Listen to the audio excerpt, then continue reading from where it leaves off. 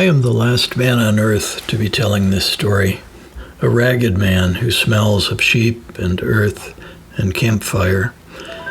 I would not tell it, except that it happened to me.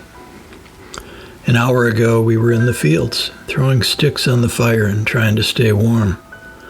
An hour ago, I don't think I believed in angels.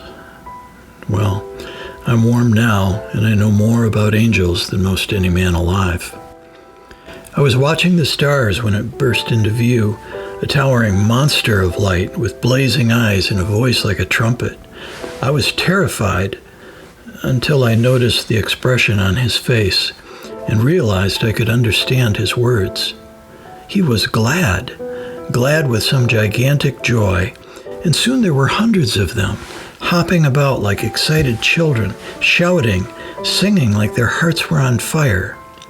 I was still shaking, but the joy on their beautiful faces broke my heart. Whatever they were telling us, it was shaking them too. When they left, we stared into the suddenly dark and silent sky, breathed air that stirred in their wake and smelled like springtime, and the sea, and some strange incense, all mixed together. For a minute, no one said anything.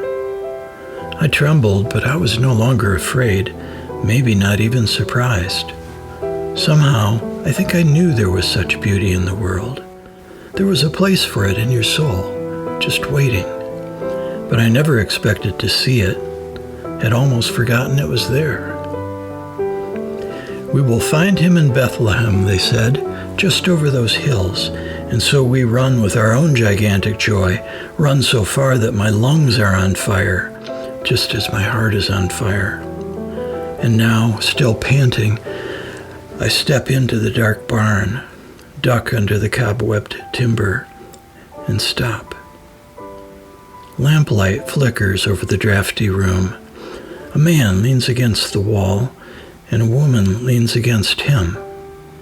In front of them, a rickety feed trough, and there the child lies. If I had not seen the angels, I would not understand what I feel right now, the sparks shooting through my arms and face as I step carefully over the straw and kneel before the manger. I would think I had lost my senses, not awakened a new one. But somehow, my heart knows you, child.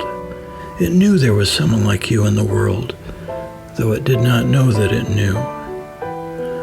To meet you is a remembering. To kneel here is a coming home. My heart burns like an angel, like a moth rushing toward light. I'm only a shepherd, but I know I was made for you. I take one more look as we turn to leave, shake my head as I step into the night. How strange that this is the story of God, and that I, who smell of sheep and earth, am the one telling it. I would not tell it, but this is where the angels sang. We are ragged people, but it was to us the Christ child came.